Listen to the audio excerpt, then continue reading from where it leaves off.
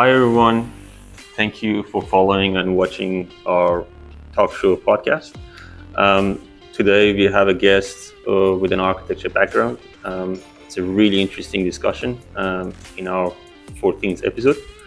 We're going to talk about a lot of details about the problem of the housing that we're facing, about how architects can solve this problem or have an influence on this, and in general, how architecture has an influence in our lifestyle and day-to-day living.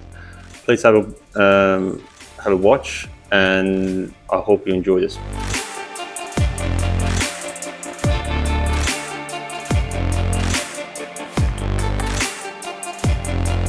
Hi Eddie, how are you? Good, thanks. How you doing? Pretty good. Can you introduce yourself? My name is Eddie. I work as a graduate of architecture at City Collective. I've only been there for a couple of weeks at this point. I was working elsewhere for a couple of years, sort of been out of uni for a couple of years now. So yeah. I was going to jump into difficult questions, but I was like, maybe just go a little bit slow and see who you are, what you do. Appreciate that. Who is Eddie? How do you describe yourself? Yeah, that's a good question. I suppose I'm a Christian, and my faith is really important to me. I think that I'm a fairly curious person, and I feel like that's probably what drew me into a sort of creative, I guess, career path in a sense. Always been really interested in different things, whether it's music or poetry or art or whatever it is. Sort of these sorts of things I think have always interested me, and I think that's kind of how I ended up working in architecture. So I think maybe just a curious person. Beautiful. Yeah. Did you have an inspiration before you do architecture? Like, did you have anything, any ideal in your mind when you wanted to start? I wanted to be a soccer player. That was my. Oh wow, okay. That was my That was it. Like for ages, that was all I wanted to do. Nice. There was a point in my life where I was like, if I don't become a soccer player, oh wow, I'm going to be a very depressed person. But that's kind of, in a weird way, it's sort of what got me interested in architecture. Was kind of like I remember just kind of looking at like sports facilities and stadiums and things. And I remember as a kid just being like, wow, this is crazy. Like someone's actually like designed this thing. This is kind of interesting. And that's kind of what slowly kind of led me, I guess, down this path. But that was the original. It clearly didn't work out, but that was the original plan. Wow, that's interesting. Is anyone in your family is architect or related? Did you know what are you getting yourself into? No. My mom worked in marketing. My dad was a banker. So like, nothing like that at all. I think it's just for whatever reason I was always interested in design and detail, I suppose, and I guess it kind of led me down this path. I suppose with architecture, I feel like I'm like a people person, and I feel like architecture is very much about people, and so I think these are some of the things that kind of have sort of led me down that path. I come from Kenya, and so growing up in Kenya when I was much younger, kind of reflecting on, we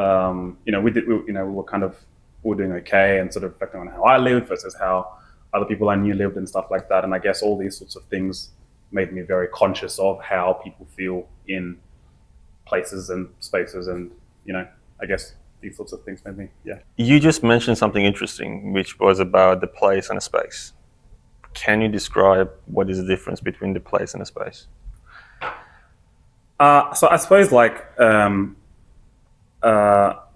me, like a sense of place is all about how how we feel in a specific environment, whether it's your house, your school, a bus, the street, your bedroom, your friend's house, whatever it is. These sorts of things contribute to what I would think of as a sense of place, and how we design places, how we design our built environment has a huge contributing factor to how people feel in those spaces. And so, sometimes these places are not designed; they're just built.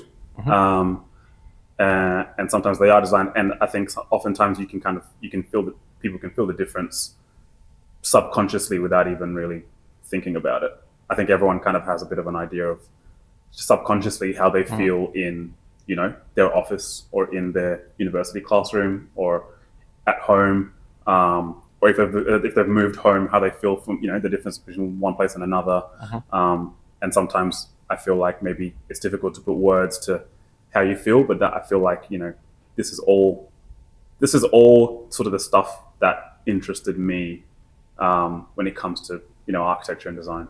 Because you just mentioned that you came from Kenya and then you moved from one place to another place. Yeah. You probably understand more of the change context. And I wanted to actually jump into the next question was like, I think you just mentioned that you recently finished university, like not long ago, probably 3 or 4 years ago. Yeah. How do you feel now that you're working in the field as an architect or as a graduate of architect? How much influence do you think you can have on the surrounding environment? So they are on your city, in your homes, and all those places that's been built. So how do you see yourself? How do you see architects influencing those new places? Yeah. I mean, those new spaces that are going to turn to places. Yeah. How do you feel about that? Yeah, it's interesting, I guess, because I guess my experience at uni is, we are sort of encouraged as architecture students and as architects to, think of ourselves as real contributors to the wider community and to society and to how people experience the world we live in. And that we do have an influence in the world we live in. And I guess, when I talk about architecture, I'm probably referencing kind of just design more generally, whether it's architecture, landscape architecture, urban design, interior design, all of these kind of disciplines are all sort of trying to deal with some of the same stuff, which is, sense of place, and how people experience places and how the world around us helps us to live and to function and all that sort of stuff. And, it's funny kind of coming out of uni, it becomes very apparent, I suppose, what some of the limitations are, just from a profession standpoint.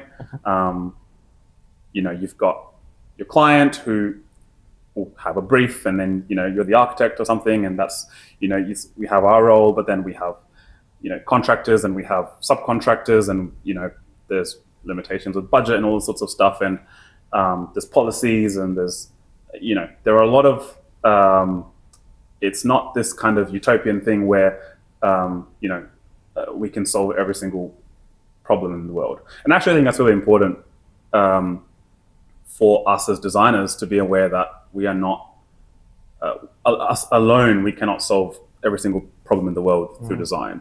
I think design is crucial to, I guess, resolving a lot of the issues we have in the world. And I think that that's where, as designers and as consultants, as professionals, it's important to sort of come together with the clients and with the people that we work with to kind of help those outcomes, come to life.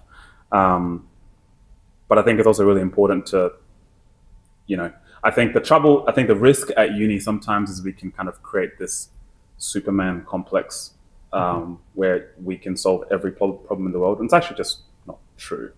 But that's okay, because I think that's actually really healthy to sort of understand that, because it then allows you to, you open your eyes to, okay, who are the other players in this game, and how can we work with them collaboratively to solve some of these issues. I think that's really cool.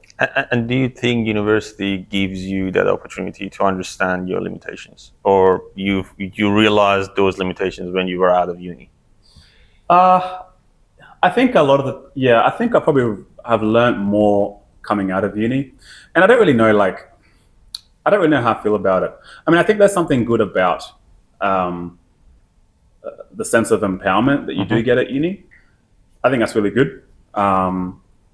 I think what I learned at uni was a lot about the power of architecture in the world.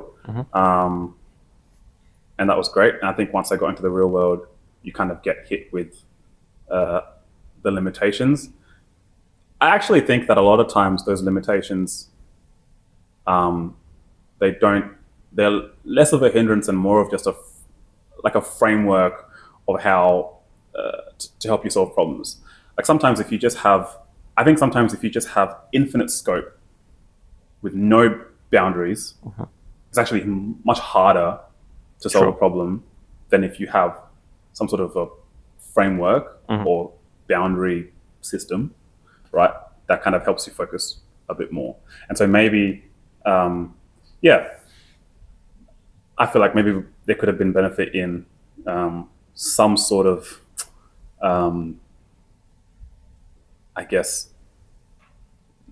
learning about what that kind of looks like in the real world. But I do think it's very tricky though. I think there's something good about just learning how to design, and there's something good about allowing a student to let their mind roam a little bit when it comes to, like, we'll do like a studio course at uni, and some of our studios, we will just design like just these crazy concepts that are never ever going to be built. And I think maybe the point is not that you're building something that's going to be built. The point is that you're trying to push ideas and you're trying to, again, think a little bit bigger as a designer. I think that's really great. And I think that is really helpful in the real world as like a starting point before you then kind of, start to pull things back and, and take into account some of these limitations, right? But I think probably there would be benefit in kind of implementing that at uni a little bit more. Like, I don't know if there's a way of, collaborating with an engineer or something, on a project or something like that, just to sort of open up a student's eyes to some of these things. Look, I think a lot of those engineering sides from the architecture course has been stripped back. Do you think that if we force architects to actually learn some of those engineering sides again and push them, do you think it will be beneficial? I think what's beneficial is learning how to collaborate, right? So, and I guess, having an understanding of who's actually involved in a built project and how do you collaborate with them. Because on any built project, there's just so many, it's not just the architect, there's so many people involved, there's so many different consultants involved, from your engineers, your certifiers, your contractors, right? You've just got all these different people who all have a role.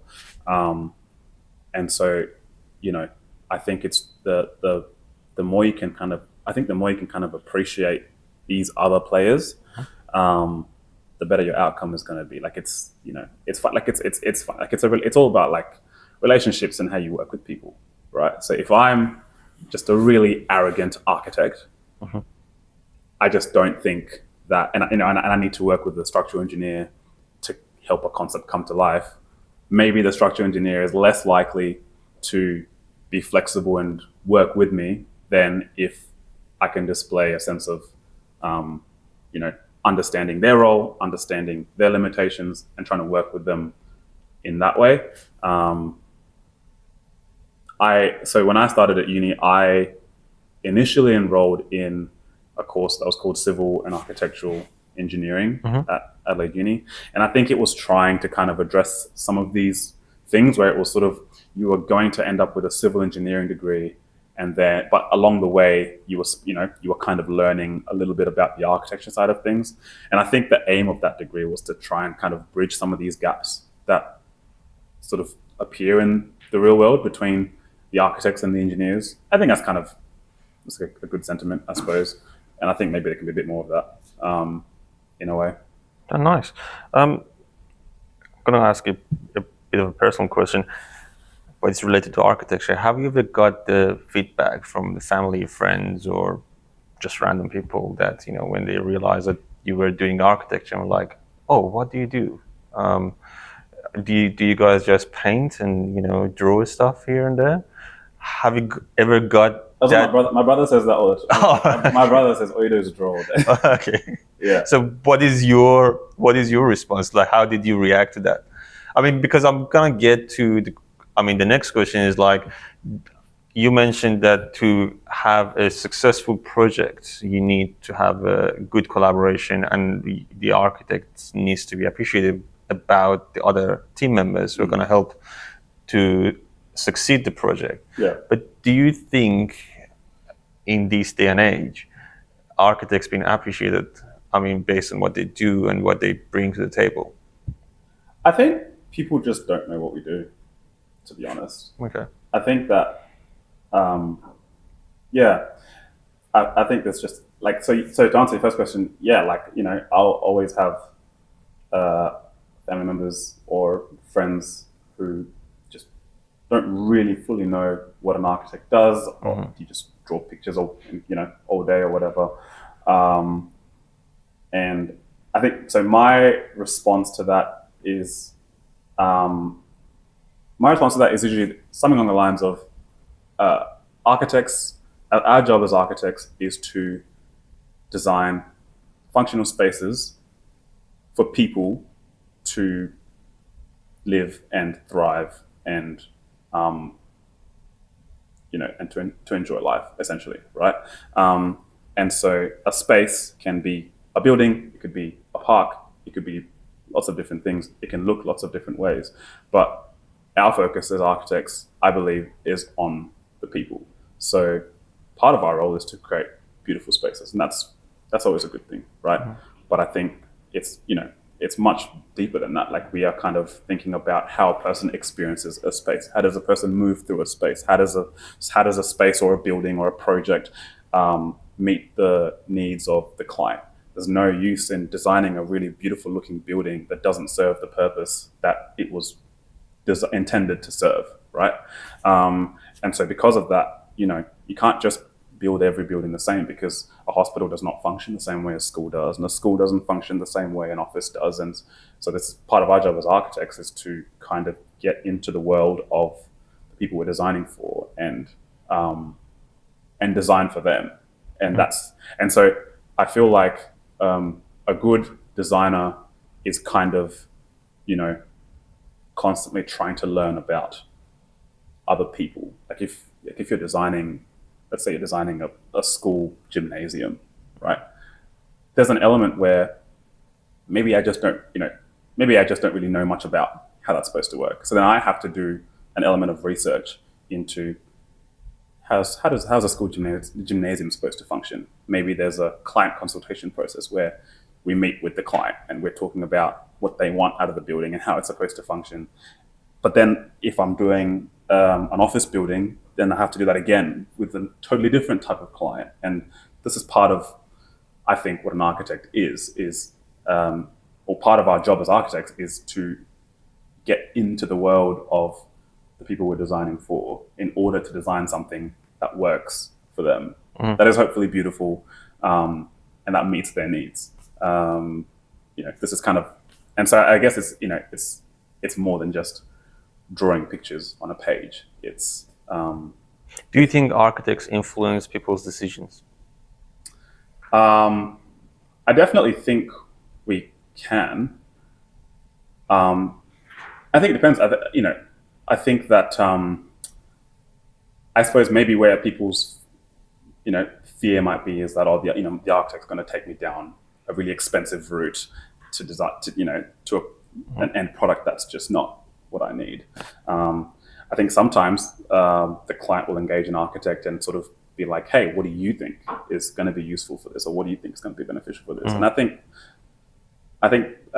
what's really important for us as designers is to go on a journey with the client, or go on a journey with the end user, and actually, have those conversations with the end user and sort of better understand what they want. And then we contribute as well, because this is our world at the end of the day, right? This is what we do. And so I think it's really great if we as the architect can have dialogue with the end user and kind of have a back and forth of, we can contribute, how we feel the space will work best, or how we feel the building would work best, and so on and so forth. But at the end of the day, it's trying to, more than anything, empower the end user. We're not, I don't think a good architect is trying to take over the job and just do their own thing for the sake of their portfolio. I think a good architect is trying to empower the end user through that kind of dialogue, I suppose. It's a very interesting topic that you just within the conversation came up within you said. I mean, you mentioning that it's a journey that the architect needs to help the client, and I assume you're talking about homes, okay? That if someone wants to design the home, it would be nicer to engage an architect. Considering that only 5% of homes in Australia designed by an architect, and 95% just designed by non-architects. Okay. Obviously, there has been considering a designer to do it, but that designer or whoever was that is not an architect. And now we are in a dilemma of lack of houses in Australia, that we are aiming to build 1.2 million houses within, I don't know, the next 5 to 7 years or something like that, which is more look like to me like a joke. But anyway, let's not go there. So how do you think this? I mean, how do you analyze this scenario? Is it the people who don't want to engage the architects, or the architects who don't want to design homes? Because 5% designed by architects is a very low number. Yeah. And this is. I think it's a hugely complex problem. Yes. I just don't think it's straightforward. I don't think it's that architects don't want to design homes. And I don't even think it's that people don't want architectural designed homes. I think if you gave anyone the option of, I'll give you an architecturally designed home, or I'll give you a stock standard home off the shelf, I feel like most people would probably love to have an architecturally designed home. I feel like a lot of the challenge comes down to cost. Right? It just costs more to engage an architect. For lots of reasons. You could have an architect design your home. You could have a builder or a building designer or somebody else design your home. Maybe you could even design your home yourself and get it certified, and engage a few other professionals along the way to help with different things. But, I guess you kind of, in a way, you get what you pay for, but that also probably just sounds really cynical in a world where, not everybody just has the money for it anyway. Maybe I just want to build my house and I just don't have the money for an architect. And that's part of the challenge, I think. I think it's a shame that, you mentioned only 5% of homes are designed by architects. I think it came out of the AI. I mean, I have to double check. But something along those lines. Yeah, along those lines. Something along those lines. Yeah. I think it's, again, I feel like, if you compare an architect with somebody else designing a home, and you look at the accreditation side of things. To become an architect, you go to uni you do your bachelor's for 3 years, you do your master's for 2 years, and then you go into the workforce and you start as a graduate of architecture, like myself, and then you still have to work for at least another 2 years or so. Usually, most people I know, it ends up being 4 or 5 years before you become a registered architect, right? So, that could be like 10 plus years, it could be 15 plus years before you've actually become an architect from the time you sort of began studying. And so there is this very rigorous kind of training sort of process that you sort of go through, and this very rigorous accreditation process. And a lot of depth. Absolutely. Yeah. Absolutely. And again, it's kind of, as an architect, you're not just learning how to put together a building. You're not just learning how to put bricks and mortar together. Like I said, there are so many layers to it. And so I think at the end of the day, of course, you'll probably get a better result if you engage an architect. But it's also, it's also just not in everyone's budget a lot of the time. A lot of the time people just can't afford to have it. Like if it's like I'm sort of talking more from like a single dwelling, like I am me and I just want to build a house, right? And I have X budget. I may just not see it as being worthwhile to pay all this money for an architect up front. And I think, part of the challenge is I would argue that that it's that you pay more upfront to engage an architect, and you end up with a much better value product long term. But it's also true that if it's just, again, depending on the size of the job and depending on the purpose of the job, maybe you're building a house, you're going to sell it in a few years, it's not your dream home or whatever the case may be. Maybe you don't see it as being worth paying the money, and that's, again, it's just one of those things. It's very understandable. I think it's tricky though. I think I guess going to the issue, like the housing crisis and stuff like that. I think there is one issue where it is how we design a single house, right? And whether or not you engage an architect or you don't. I think there is another issue of how you tackle problems at a much bigger scale from a more planning point of view, right? And sort of who you engage in that. Like, how do you deal with, we need to build 1 million homes or whatever the case may be. Like, we need to build this amount of homes. Where are these homes going to go? Where are you going to build these homes? What is, like, how are you going to design these new suburbs or neighborhoods or whatever that is? That's a whole nother scale of issue that I think is, at that point, I think it's really critical to engage designers and people who have, really thought this stuff through and have that education, because it's, the ripple effects are much larger there, as opposed to kind of just treating each block individually. And, you just have someone just slap up 6 townhouses in this block and then somebody slap up 5 townhouses in this block, and not really thinking about how they interact together. And again, that's where I think there's real value as designers, is thinking about things holistically, and this is, that's a bit of urban design and town planning and all that sort of stuff. And this is, that I think that holistic thinking is really, really crucial to how spaces work together and how neighborhoods work together and how people, again, feel in a place, rather than just kind of, treating things as separate, treating blocks as separate individual things that don't relate to anything else. It's just not true. So how do you think, from what I'm understanding from your perspective, you think that it's sort of like people's culture needs to be influenced somehow to value to understand the value of the architects, correct?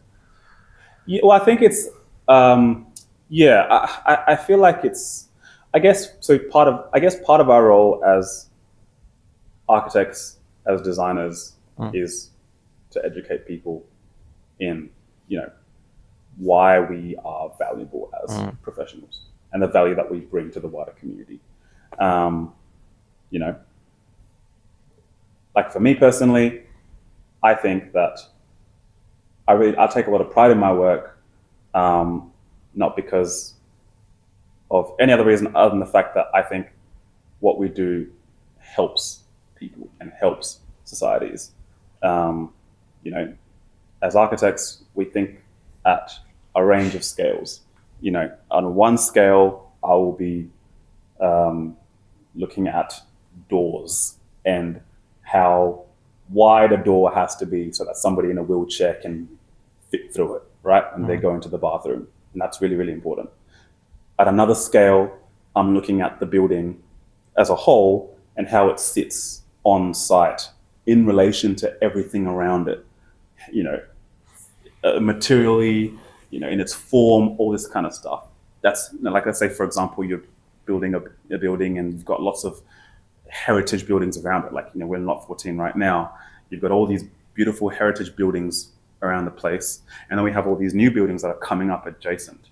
And there has to be a kind of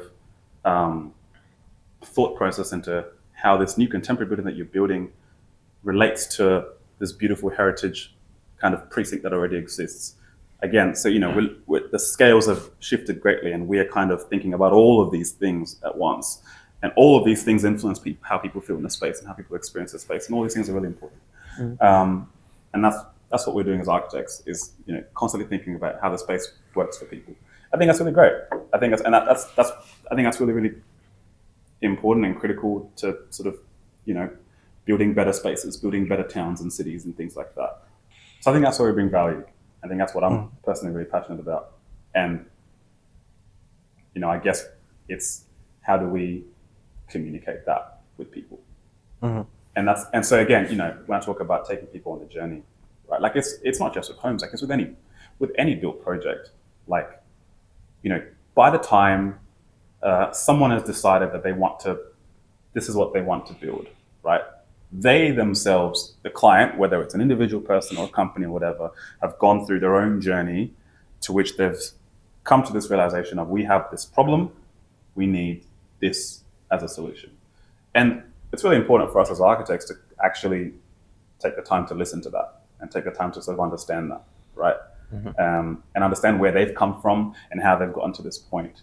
And then our job is not to now just come and do our own thing.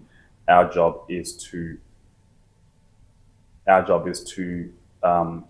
respect where they've come from and what they want, and help them come up with a solution that is really beneficial for them. And maybe we can contribute something that they hadn't thought about, or maybe they know exactly what they want, and that's absolutely fantastic.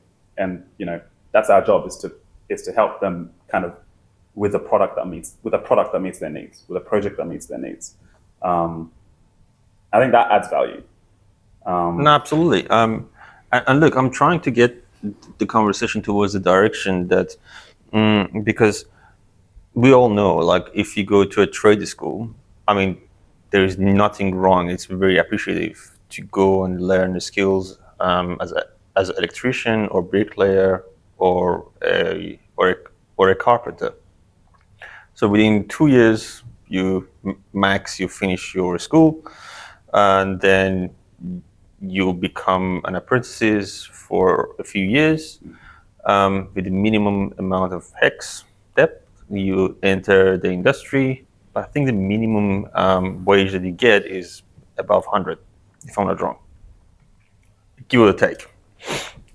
Comparing to an architect, which has to finish 5 years of studying, go at least another 5 years of working in different firms to get the qualifications or get the experience, and then another probably year or two sitting and studying for exam.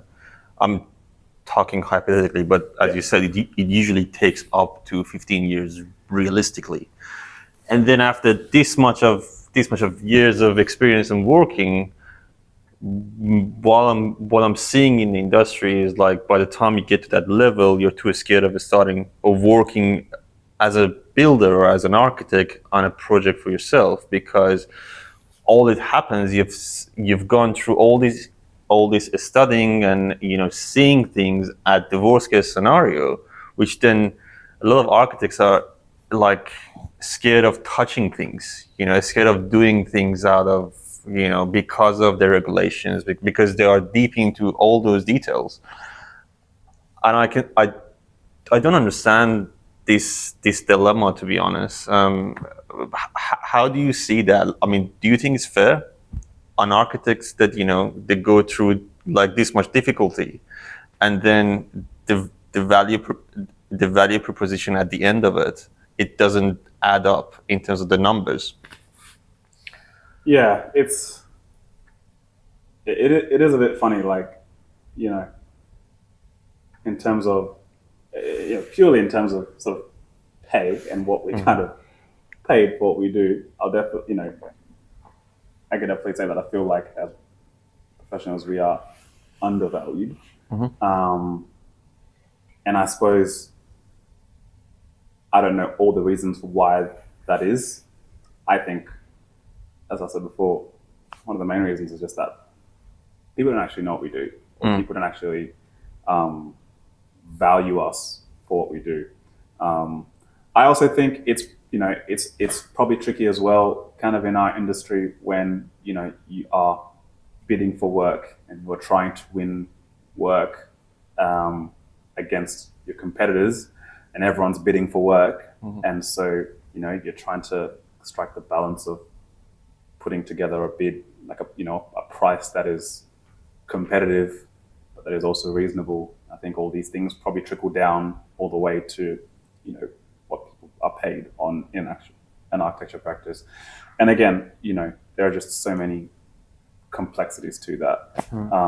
It's just one of those things. I think it's really interesting. I mean, I think if you look at a lot of different industries, I don't think in this country, or maybe just in general, that the most valuable industries are the most well paid, and the lowest value industries are the worst paid.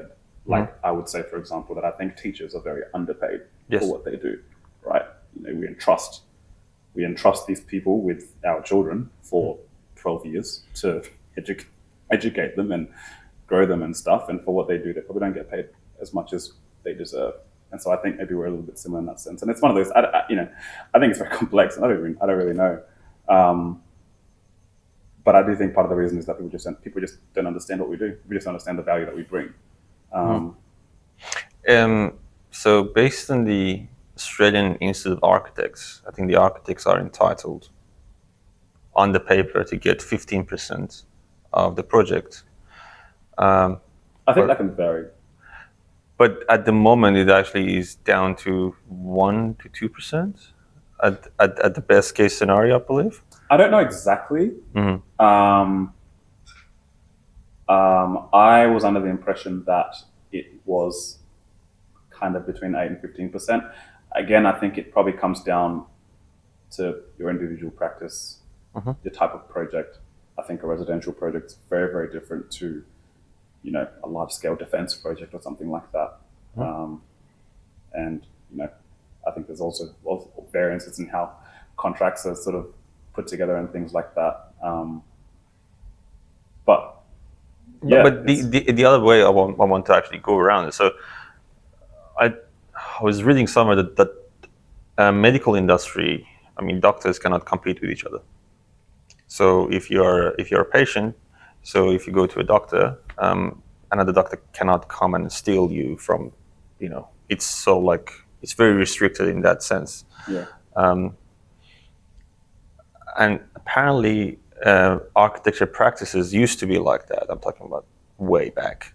So they were not allowed to actually steal each other's clients. So it was sort of like being treated as some sort of, not God, but at a high level of the society that, because what the architect does for the society is so elegant that, if you put them under pressure, that, you probably will not get the result that it requires. I think since 50 years ago or something like that, that rule just vanished. The architects can, compete and, tender and go through all those processes. Do you think that, considering that there is so much demand at the moment for what architects do or what they need to do you think that sort of setup, I'm not saying that you banish the competition, but sort of like we need to think about a different setup now for this, like how architects going to play a role within the society? Yeah, it's tricky because I think what's good about a competitive tender environment is that it forces the architect to try and produce a good quality product. Like it's motivation to produce a good quality product. If we as a practice have a history of doing good work, then we are more likely to win a project. And there's also, there's so many different variables there, like the relationships that you build with your clients and things like that. Like there's so many different variables, and depending on the type of project as well. If somebody just wants you to build a shed, then they just want you to build a shed. But if somebody wants you to build something really, really nice, then they're probably going to look at your portfolio and see what you've built before. And so I think that's where competition is good when it's done well, because it helps bring out a good outcome for the community, right? And can really stop different types of corruption and things like that, where people are just kind of working with the same people, but actually, they're not producing good work. So there's that angle to it. But I do think that, I do think that I think it's a shame when us as architects become so limited, either by budget or just by the fact that we're not consulted, or we're only consulted part of the way, depending on the type of contract and things like that. I think that's a shame, because then I think you end up with a product that maybe is not the best for the community. And again, I feel like we have all these different professionals who take part in a building project, and they all have different goals, different outcomes that they're trying to achieve. The structural engineer's job is to make sure the building stands and is sound and is good in that department. The acoustic engineer's job is to make sure that the building is meeting all of the acoustic requirements. I should not be able to hear this conversation in this room when I'm standing in this room. That's their job. They don't probably care what the building looks like. They don't care about the, other elements of it. That's their job. That's what they care about. The fire engineer is coming through and making sure that all your fire compartments are correct and all this sort of stuff. That's their job. Everyone has their kind of job. And so I don't think as architects, we can't necessarily expect all the other contractors and consultants to kind of be in the same boat as us in terms of what we want the final outcome to be, because that's just not their job. But I do think we can become very disempowered. I think that people can look at, that's really important what the fire engineer is doing. Yes. That's really important what the structural engineer is doing. Yes. And they can kind of look at what we do as a bit of an add-on, as a bit of an extra. That's kind of not all that important. And then I think you just end up with a lot of sterile boxes that don't really contribute much to, So that was exactly my next question, was when you go to engineering, obviously measuring the success, it's sort of clear. It's very clear. But when it comes to the design, it's very objective. How do you measure a good design? How do you measure a good building? I mean, from your perspective. I think so you're right in that, again, it's probably very objective for a structural engineer to what's the success of their building? It's still standing. Yes. That's successful. That's great. Maybe it's still standing and you were able to optimize your material use and things like that. You're not just chucking up a million columns everywhere. Great, fantastic. That's really easy to understand. It's much more subjective for us but I think it comes down to what the end goal was for the client, and also what the local community wants. Let's say you want to build a house in an area that has a very distinct architectural language. Let's say it's like a sort of very heritage type of neighborhood, right, with lots of beautiful old houses. And let's say you have a client who wants to build a very contemporary building on site. Okay, so then you now have the challenge of, meeting the client's needs, but also the local community will have their own say as to what's this contemporary building doing in our beautiful heritage neighborhood. And so, the success of a project like that to me would be finding a way to gain inspiration from the heritage, finding a way to point to the heritage in your design, whilst coming up with something that's new and fresh and contemporary, which you can do. And kind of trying to meet both sort of needs in a healthy way. You're always going to find someone that doesn't like it. It doesn't matter what you do, that's just always going to happen. But, if it can kind of be, if you can do those things where it really respects that area, that site, that place that already exists and people feel a way about it, if you can respect that whilst also maybe point to the future in its design, that's really great. Also, that's kind of looking at the exterior of the building, but then the interior of the building has to also function for the client and how they live and, how them and their family kind of live in that space. That's really, really important as well. The thermal efficiency of the building is really, really important as well. And so we have all of these different things that are measures of success. And then maybe there's a hierarchy in terms of what's most important. Maybe it's really, really difficult to tick every single box. And so that's where it gets, I think it does get a bit complicated. Oh, absolutely. I mean, the reason I'm asking this question because I was reading that,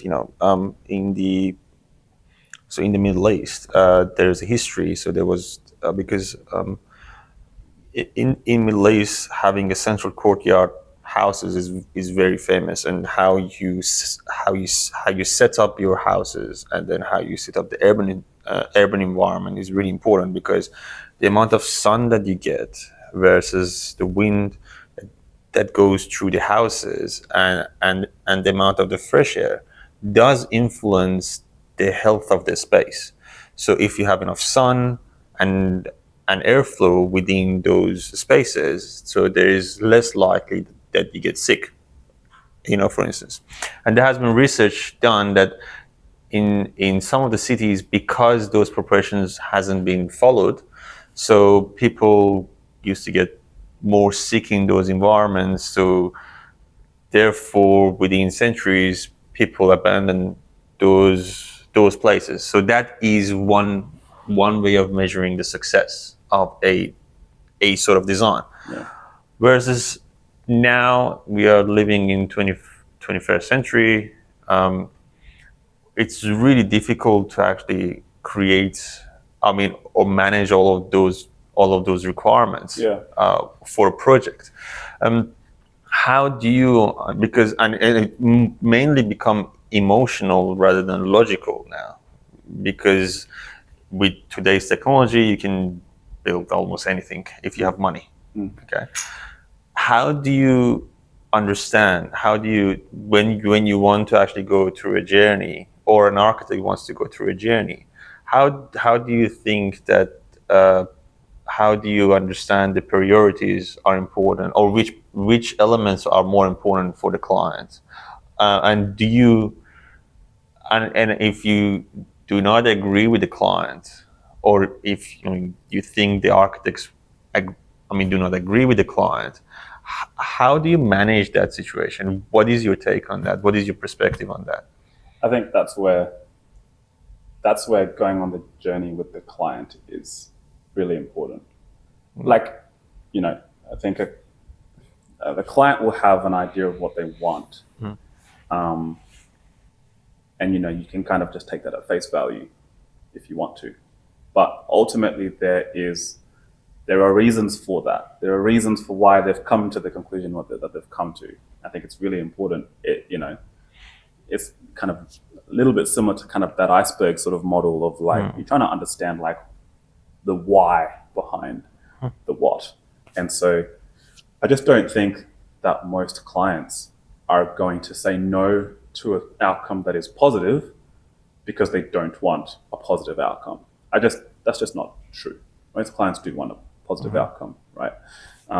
They just maybe, and so I guess part of our job is to go on that journey with them and, have a better understanding of, so let's say we could suggest something and they might reject it.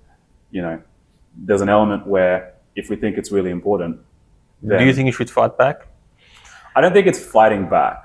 I think if we feel like it's really important, I think it's a dialogue thing, right? It's trying to, you're sort of pleading your case. You're sort of, again, you're taking them on a journey, right? It's sort of trying to bring them along. It's not just, I think it's a really poor attitude as an architect to be like, I'm the architect and I know what's right and you don't because you're the client.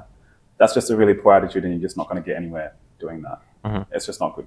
I think, it's, again, maybe, we do have expertise because we work on these types of projects a lot and we've done the training and all that kind of stuff.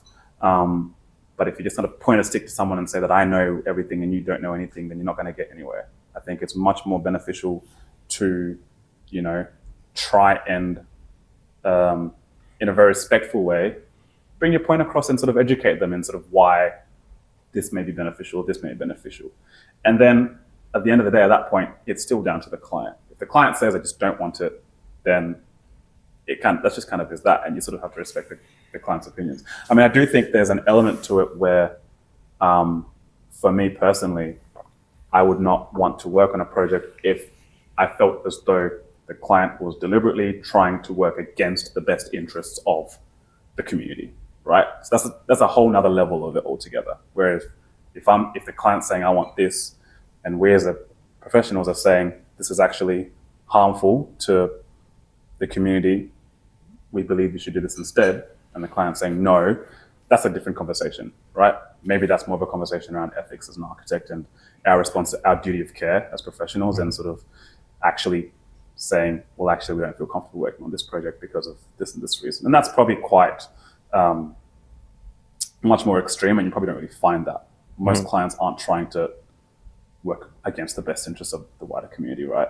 So yeah, I think it's a dialogue, but we also just can't, you can't force anything on the client. And that's part of the challenge as well as designers, right? Because we become very, very invested in the things that we're designing. I believe, it's not the kind of, I don't think architecture and I guess design is the kind of profession or range of professions that you can kind of just do well soullessly. I think, when you're designing, especially when you're designing for people, you take a bit of a personal interest in that. You sort of pour a little bit of yourself into that, and I think you kind of have to care. I think it's really great, and part of the challenge with that then is when you have an idea that you really love, and then the client shuts it down, or the end user shuts it down, and that kind of sucks sometimes. But I feel like if I'm not the end user, then that's the end user. At the end of the day, it's all about what the end user, sort of what's going to help them best, right? It's about what they want, but it's about what's going to help them as well. And our role, again, is to educate, is to support, is to go on the journey with them, and to provide them with something that's going to add value to them. But you can't force your ideas on anyone. So let's say, a client come along and they're really passionate about the project, and they just cannot afford a fee of an architect, but they appreciate what architects do. Would you recommend that an architect design their place at the lower price? Do you encourage that? Yeah, I think it's, again, I think architects are always going to add value. Well, that's our job anyway, right? Is to add value. So I think a good architect is going to add value. I think a good architect is also not trying to blow the client's budget, because that's probably not really adding value. Like if the client is now going into debt or is far exceeding their budget on your job, then that's actually probably not beneficial for the client either. And so I think there are probably instances where a client may opt not to engage an architect, and maybe that's very, very reasonable. I think there's also different ways to do it. Like, an architect can be engaged right from the very beginning at concept stage, all the way through to construction. An architect may only be engaged, for consultation at the very beginning, sort of come up with a concept or something like that, and then maybe from there, that's when the kind of consultation with the architect ends, and then they go to somebody else to help them design. Maybe that's how they go about it. I think we always will add value, but I think from a financial perspective, the client has to work with what they've got, and we as architects, we as professionals have to respect that as well, I think. Sure. Look, the scenario that is happening, what I can see within the market at the moment is like, so construction in general plays a vital role in the broader economy. So if the construction keeps going, it's a sign of that the economy is actually thriving, and vice versa. So like if the economy going well, it has a positive impact on the construction. But I think what has happened, and this is sort of like the commercial side of the construction, big projects and all that. But then what I'm seeing here that there's a huge demand on the sort of like smaller scale projects, which we can see the value of it at the moment, because Australians love to have their own backyard. They want to have a land and a home and a backyard, and those come down to smaller projects. And I think people have lost the touch. I mean, the architects have lost the touch to have an influence in that area, and that's what I asked about. The sort of like, do you think the architects needs to sort of come down to this sector of the economy of this industry, which is a smaller residential, and start playing in that environment. That's one thing. The other thing is, so you introduce yourself as a graduate architect at the beginning, okay? Yeah. Can you? I know why. Can you explain why? Yes, yeah, definitely. I probably should have explained that at the beginning. So, again, as part of this very rigorous process to becoming an architect, the word architect is a protected word. And so until you become a registered architect, you cannot call yourself an architect. So when you finish university and you start working, you're employed as a graduate of architecture. You can't even say graduate architect. You can't use the word architect. You're a graduate of architecture or a graduate of landscape architecture. And then you have to go through, in South Australia at the moment, so you have to, in order to get your registration, you have to first of all complete a logbook. You have to complete 3,300 hours of work, and you have to, and there are kind of those hours sort of split into different, I guess, capabilities, and you have to have a certain amount of hours doing concept work, a certain amount of hours doing detailed documentation, a certain amount of hours doing contract administration, a certain amount of hours on site, and there's kind of that's all kind of set out and standardized. And then once you sort of completed your logbook, and it's been assessed and it's been ticked off, you then have to do a test, and then that's stage 2, and then stage 3 is you do like a panel interview with the board, and at that point is when you become a registered architect. So it's really, really rigorous, and it takes a while, and that's why it takes people ages. So I've been working for about 2.5 years now.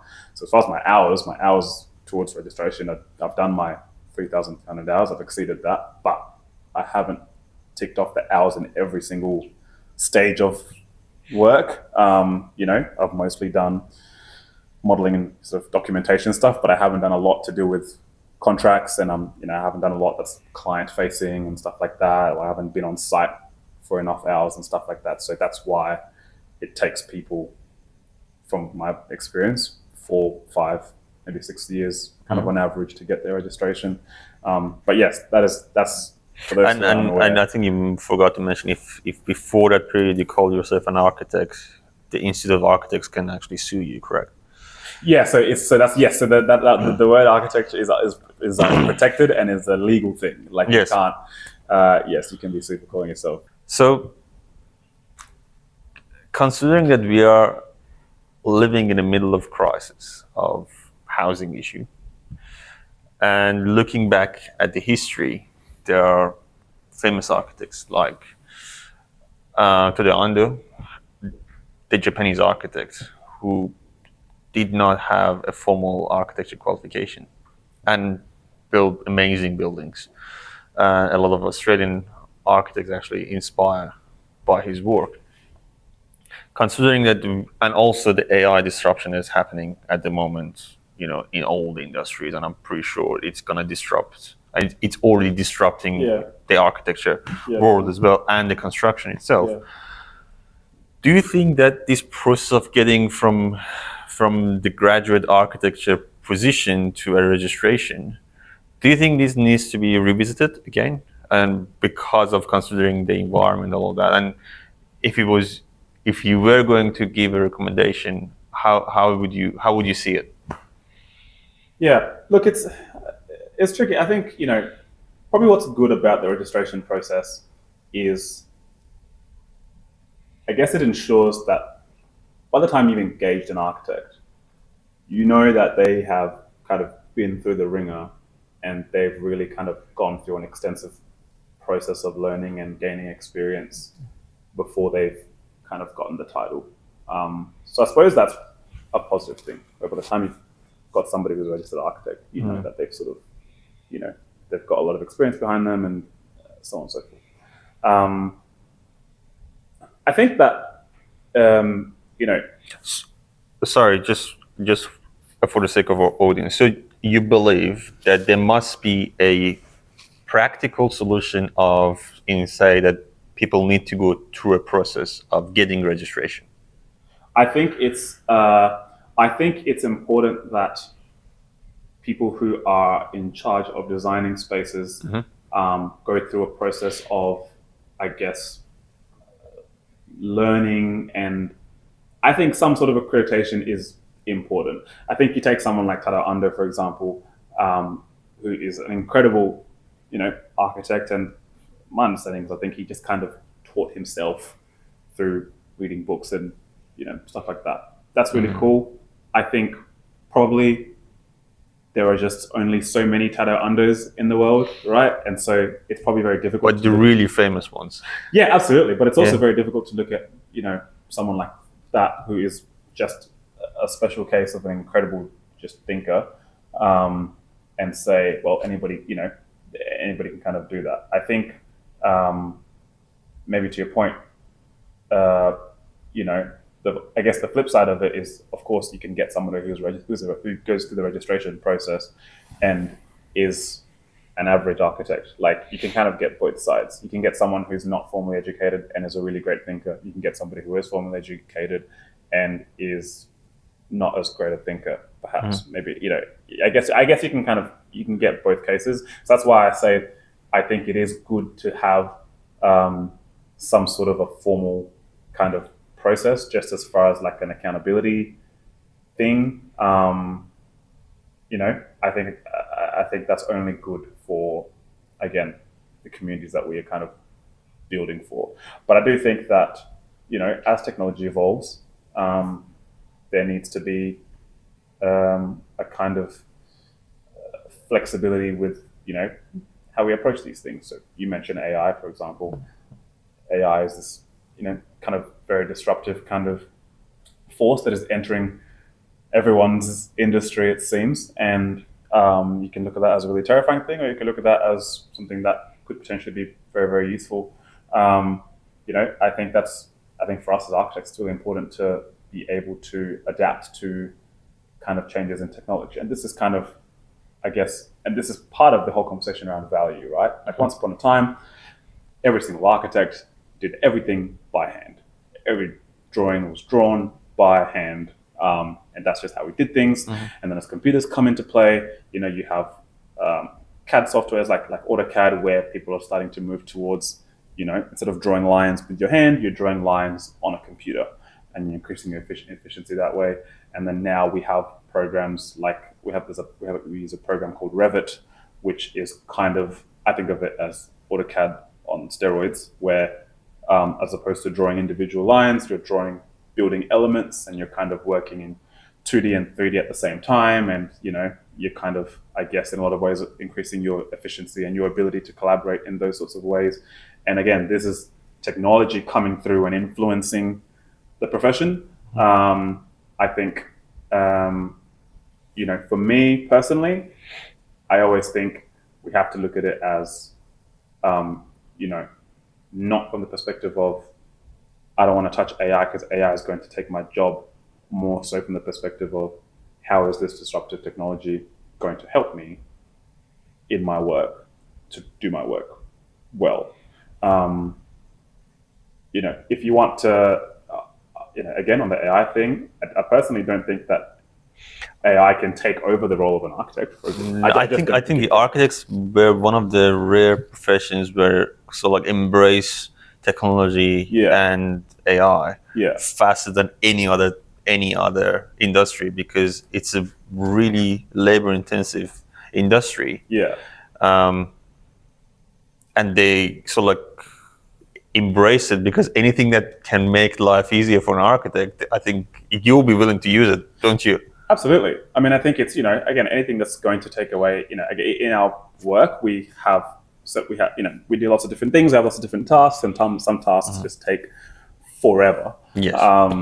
Like I remember at uni, one of the things that we would do, just as an example, is like when you put together like a rendering or like a kind of artist's impression of what a building is going to look like, right? That's kind of like a bit of a graphic exercise. And so you'll have your building concept and you sort of want to put together a nice kind of poster showing your building in its context, and you want to have like little images of people experiencing the building, because you're trying to sort of show people how the building might look and function. And like just one task that just took ages all the time was placing people in the picture. Yes. And like you have to cut out a person from some other picture and then like place them in without the background and stuff in Photoshop. Yeah, correct. And that just takes ages. And especially like, if you're doing like 4 renders or something, like and you have a bunch of people in your renders, it just takes ages. Like we have, practices have libraries on file of just people that you place into renders. Like, for example, city collectors, like, let's say we've got a job like the Adelaide Crows job that we're doing the Adelaide Crows headquarters at Theberton. And so we've done some renders for that, right? And you've got these huge renders of people. You've got a footy oval, you've got people playing footy, you've got people seated in like a amphitheater seating, and they're like, someone has gone through and placed individual people right in this image. You've got people sort of in the background and stuff. There's like a bunch of people in this image that someone's had to cut out at some point and place in there. Whereas like, with soft, AI, I know in Photoshop, there's AI software where you can kind of just highlight a section and then just type in, 7 people sitting down, I don't know. And then it can kind of generate those things for you. And that's where it's like, it's not replacing your value as an architect. It's just kind of liberating a time-consuming job so you could spend your time doing something else. So I suppose, to your point, that's where these things are really, really cool. And where, as architects and as designers, our job is to kind of embrace some of those things. And, hopefully then, I guess, as technology evolves, there are skill sets and tasks and jobs that appear that didn't exist prior. Yes. Right? There is someone who maybe is being born today who will do a job when they enter the workforce at 20 years old. They will be in a career that just doesn't exist today. Right? That's really, really cool. And so then it's, and that's where I think, as designers, we have to, the industry has to be open to that, has to be open to different skill sets and different ideas and possibilities, and I guess how we do accreditations in schools and all this kind of stuff. And do you think the industry is ready for it? I mean, I know you've been into the field for 4 or 5 years now, but do you think that the industry, based on your observation, do you think that the industry is ready for it? For this massive disruption?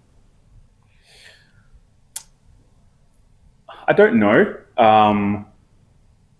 But that I don't know. I think when you look at like in university, so like when you look at university students are really good at picking up new technologies. So I've done a little bit of, like, since graduating, I've done a little bit of like, not tutoring, but sort of kind of doing assessments and crits for like uni student presentations. So I've sort of, been asked to come in and critique, like a studio media review or a final review or something like that. And it's really, really cool. I really enjoy it because uni students are just really good at picking up new technologies. I remember when I was at uni, I feel like every year I was learning something new, and I was always we're always keeping an eye out for new technology and how we could implement it in our work. Whereas once you get to the profession, it can be very, very easy to be bogged down in a workflow or a set of workflows that the practice is very comfortable with. There's a lot of practices. There are practices out there, I think, that still don't use 3D software like Revit. They use AutoCAD, which I think is insane because it's just, Which is a lot of them out there are like that. yeah, which is crazy. And but I can understand how, if you're very comfortable doing things one way, you just continue to do that. And you probably don't test out and explore these new opportunities that are coming your way. And that's what's really great is whenever you hire a new graduate, they'll come in and they might have new ideas. But also, don't you think that these new softwares add another layer of complexity? They can add another layer of complexity. And so I guess that's where it's probably really important to understand that, what is the software doing? So I suppose you have all this disruptive technologies coming through. And part of the challenge is to understand how does this help us do our job better? At the end of the day, you're not an architect because you're really good at understanding AI software or you're really good at using Revit or AutoCAD or whatever. That's not what makes you an architect. What makes you an architect is your ability to design spaces and to to work with your clients and the tools that you kind of use to do these things are really, really broad. It's still really, really important to be able to get a pen and start sketching out your ideas on a piece of paper by hand. That's just the fastest way of getting an idea out of your head, right? Like that's still really, really important. It's beneficial to have computer software because it helps you to be more productive, helps you to collaborate easier, but it's important to understand what you're using it for, right? Correct. And so I think then, I think it's important to be open to new technology and then you assess it. So let's say maybe in your studio, you find that, amongst the skill set within your studio, you really work well with these programs and they really help you with what you're doing. These programs don't help you. That's fine. I think it's important to test these things out. If it doesn't work for you, that's great. You don't have to feel like, I don't think it's like a matter of like trying to be in this rat race and trying to make sure you have every single latest software of everything ever. I don't think that's necessarily beneficial. I think it's more so just about being open to things that are going to help you do your work better, right? And so it's good, I think, for different practices to do things slightly differently, based on the projects they're working on, based on their team, based on their wider context. That's good. That's a good thing, I think. But I also think it's good for practices and for architects and designers to be open-minded and to be aware of the things that are happening around them and the advances in technology and the trends and the way things are sort of moving, and not to be left behind, in the sense of, not wanting to miss out on things that are going to help you do your work better. That's what I think. So when you, enter the field, so what problem would you like to solve within the industry, from the public or whatever? Because you mentioned some of the projects that you're working on and you're really passionate about it. So another way of asking the question is, what keeps you awake at night? Yeah, I guess in terms of architecture, one of the things that I'm really, I guess, quite passionate about is housing and affordable housing, social housing, and how we kind of deal with things like the housing crisis and these issues. And these are global issues, right? Like I come from Kenya and we've got a housing crisis in Kenya as well. And, I think housing is a really major thing. Everyone's talking about it right now with, increasing rental prices and house prices and stuff like that. So affordable housing is something that I suppose I'm really passionate about.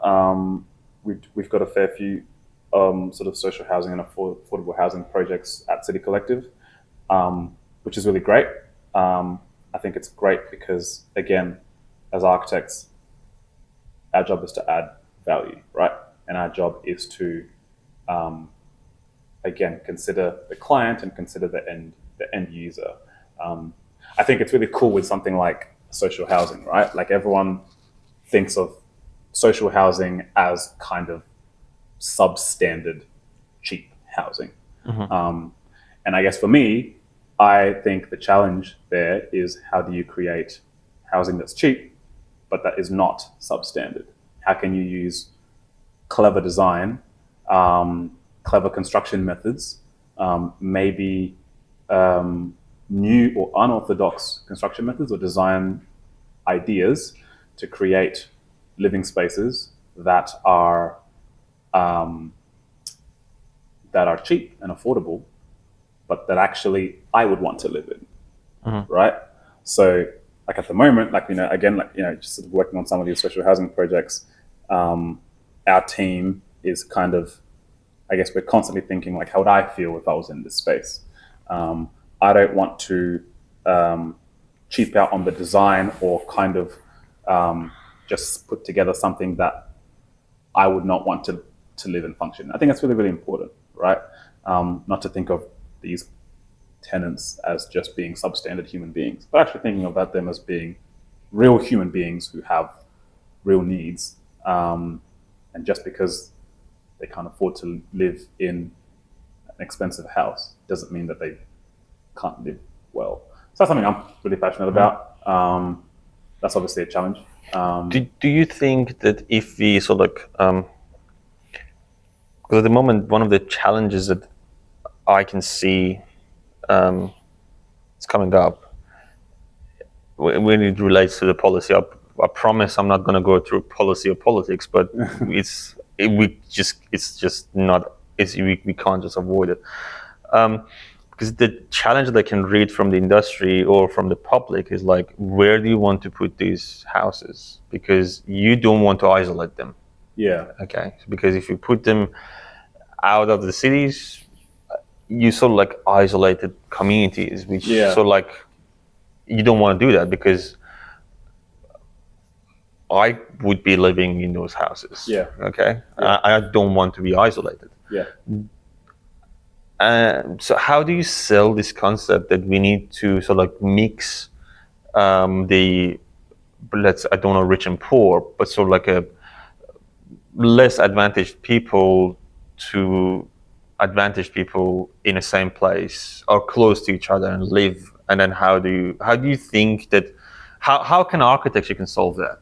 Because I think that could be a good solution, because bringing these communities together or merge them, it sort of like creates or helps to have a dialogue at least. Yeah, I mean, I think there's probably a lot of research into how a person's environment influences how they behave. Yep. I mean, I think a lot of the time when people think of a social housing development popping up near them, maybe they feel, I don't know, some sort of safety concern or something like that. They don't want that to happen because they feel like their safety is at risk or something like that. Which, sometimes it's probably a bit artificial. I think people are influenced by the kind of environment they live in. So if you spend bare minimum money on average design social housing developments and you just put them far away from everyone else, I think, you just end up with really poor neighborhoods, and the people that live in those neighborhoods probably feel very displaced, and that probably contributes to how they act and behave. I feel like if I lived in an environment like that, it would definitely contribute to how I don't think I would take pride in where I live in, right? And so then that would probably contribute to that just being a really negative place to live in.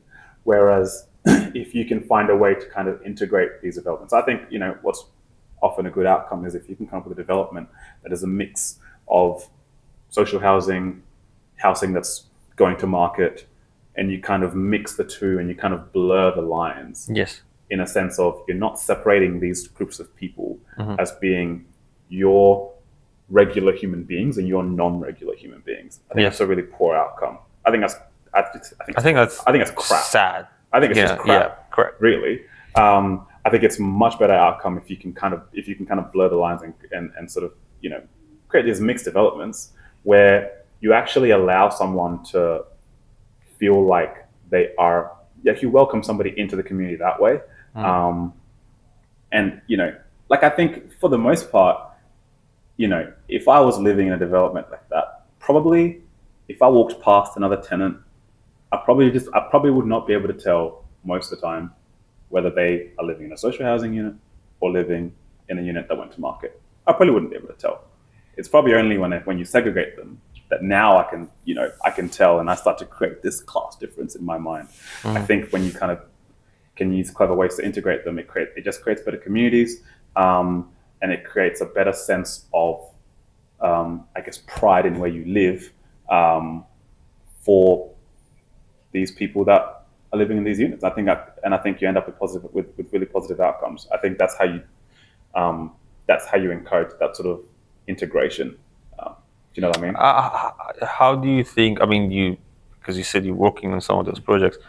How do you think the market is responding to that approach of mixing these two? Because how do you sell this concept to someone who wants to buy a house in one of those places? How do you think that market is going or responding or is going to respond? I think that, again, you will always have a mix. Yes. Sorry, let me just rephrase that. Okay. Because I don't think there's any other solution to what you say. And I'm pro that. Let's just be clear. Yeah. But the question is, what a story do you tell that this is the best way to move forward? I think the story is that we are creating neighborhoods for all people, and I think the story is that we're creating neighborhoods for all people such that all people can take pride in where they live. All people can feel a sense of home in where they live. I think the story is that if you take like someone living in a social housing unit is not a substandard human being. I think that's the story. I think the story is, it's more about shifting people's perspectives of how they view people that live in social housing, affordable housing, etc. I think you're trying to redefine the capital value. That the capital meaning is not just money anymore. There are so much other meaning of capital within the society. Okay, sure. That you're trying to sell that as rather than short-term story towards looking at a long-term story. Yeah. Because the classical story of that, I've done research a few years ago, and it's very funny. People put houses in the most valuable places in terms of the soil. So we have put houses in the places which used to be farms and all those places. Why? It's because it was more greenery in those places. And then obviously how this greenery appeared, it's human made mostly. Okay. And now there is a correlation. So the more you lose the greenery and green space within an environment, it's more chance that environment loses its value, because people what is my living standard? Okay, it's changing. Yeah. Constantly. So with all of this dilemma of mixing the people, mixing different class, different generations, different cultures together, how do you see we're moving forward in terms of the living? Because I'm a migrant here. I mean, I love Australia, and I'm a migrant as well. So. I love the promise of having your own place and a backyard, and that's an ideal scenario. And I mean, a lot of things happens in Australia based on that culture, that owning your place and your backyard. Yeah. Okay. The half acre block. Correct. Where do you think it's leading with all these things. I mean, you're talking about affordable houses. Are we able to actually provide sort of like a flat-based blocks type of mix of communities, or are we going to go high-rise?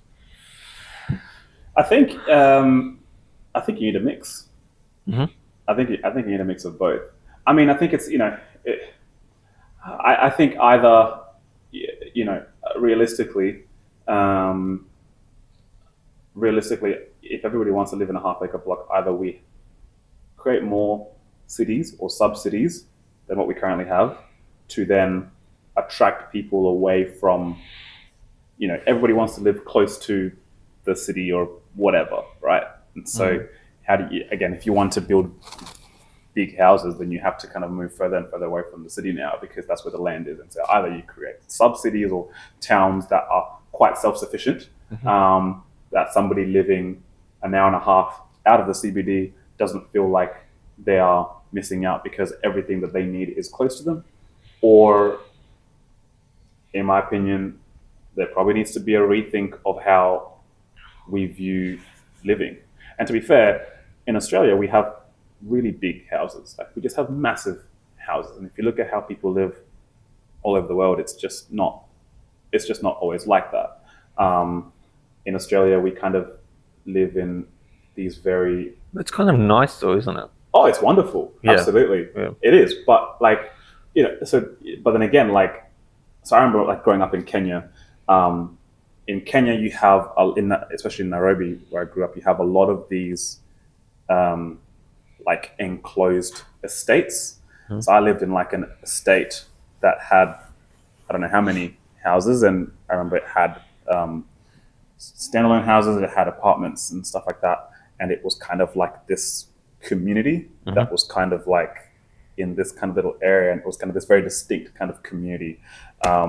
And it was cool. I grew up playing soccer in the park with all of my neighbors and stuff like that. And, this was kind of the way that we lived. It was a little bit more of a community kind of focus, whereas I feel like here, it's just everyone's in their own very separate kind of thing. Yes. And so that's what I'm saying is that maybe it's a conversation around just even rethinking how we view a home and how we view living. And the fact that we're all so separate and everybody wants their own separate thing. I don't know. And I think these are kind of those really challenging conversations that maybe we don't really have all the answers to yet. But maybe we need to be asking ourselves, because at the end of the day, we have this housing problem that we need to solve. Do you think younger generation, because I mean, realistically, more senior people are not really open to having that conversation because change for them is really difficult. But do you think that younger generations are open to actually having that dialogue and discussion to actually rethink about how they want to live? What is the lifestyle that they're going to have?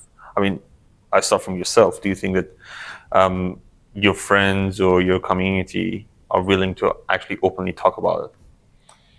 I think that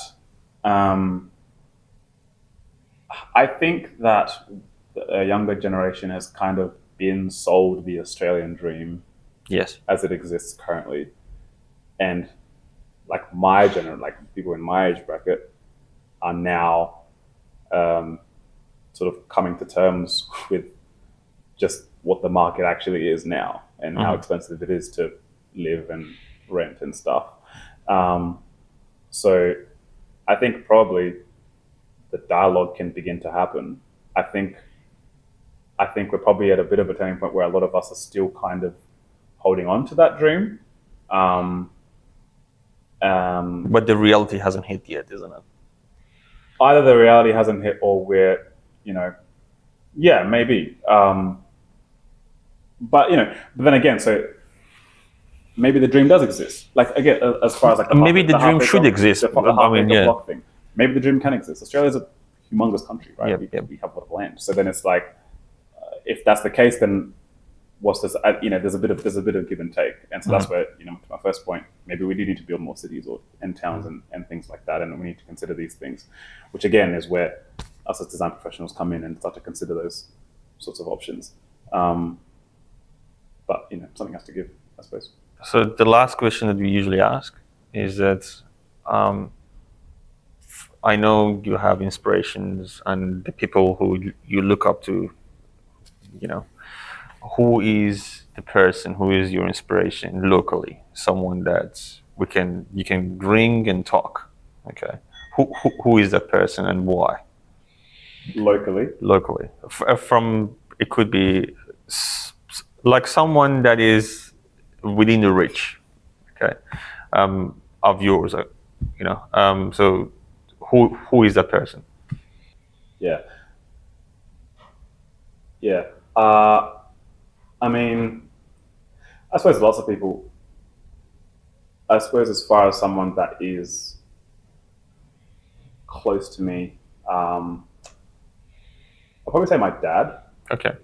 Um, And shall I know why? my dad. So my dad, the guy's kind of worked in like banking and finance, which I think is completely boring. But he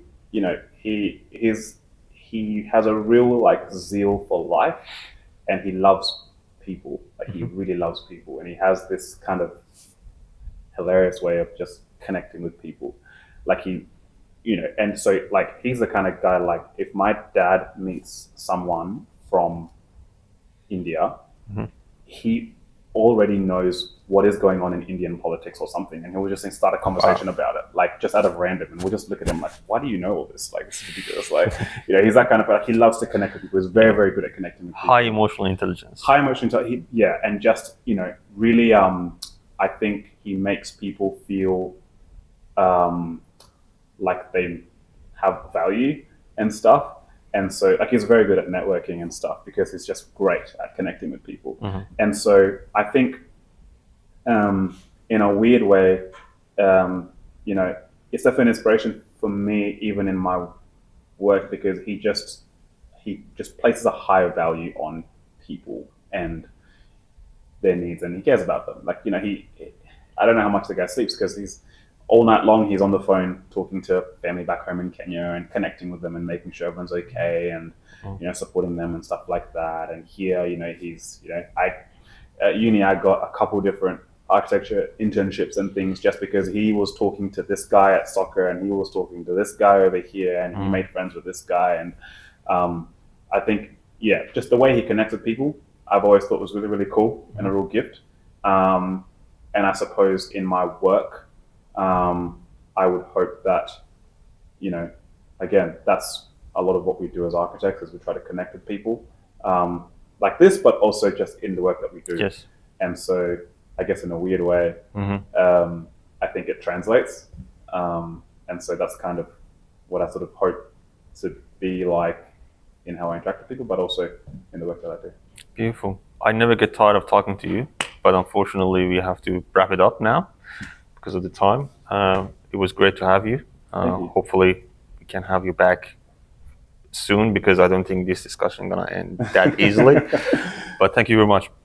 Thank you, Mark. I appreciate it. Thank you for your time. Good job, guys. Thank you.